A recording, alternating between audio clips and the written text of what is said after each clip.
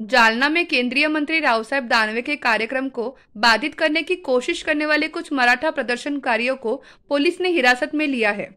दानवे द्वारा आज जालना शहर के गांधी चमन में विभिन्न विकास कार्यों का उद्घाटन कार्यक्रम आयोजित किया गया। उद्घाटन से पहले कार्यक्रम को बाधित करने की कोशिश कर रहे 5 से 6 मराठा प्रदर्शनकारियों को पुलिस ने हिरासत में ले लिया है। इस बार हम कार्यक्रम को सुनने आए थे, आप कोई धारणा या प्रदर्शन नहीं कर रहे थे, लेकिन पुलिस ने आपको हिरासत में ले लिया है और पुलिस स्टेशन में ले जा रही है ताकि आपकी जान को खतरा न हो। ये बात गिरफ्तार मराठा प्रदर्शनकारियों ने की है।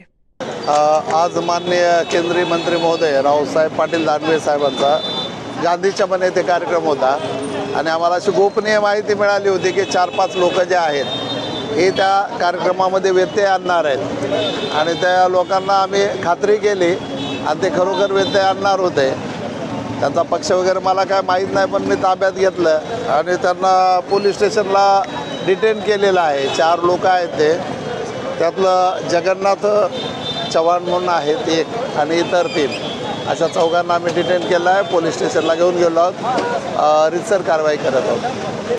आज 4-5 चंदन घेरजा मी मराठा बांधव जालन्यामध्ये आलो होतो आणि महिला हॉस्पिटलच्या बाजूला हॉटेलवर सगळ्याच्या पाठीमागच्या तिथं हॉटेलवर चहा पीत बसल्या असताना तिथल्या सर्वेमध्ये काही लोकांनी आम्हाला बघितलं आणि पोलीस प्रशासनावर दबाव आणून आम्हाला पोलीस गाडीमध्ये बसायला लावलं। मान्य त्या साहेबांना बोललो, साहेब आम्ही काही निर्देश नकारायला किंवा कशाला आलो नाही, आम्ही सभा ऐकण्यासाठी आम्ही बसलेलो आहे। तरी साहेबांनी सांगितलं नाही म्हणजे तुम्हाला गाडीत बसावं लागलं, कारण हे केंद्रीय मंत्री रावसाहेब पाटील दानवे पोलीस प्रशासनावर दबाव आणून आणि त्यांना विनाकारण कुठल्या लोकांना उचलण्यात लावायला लागले।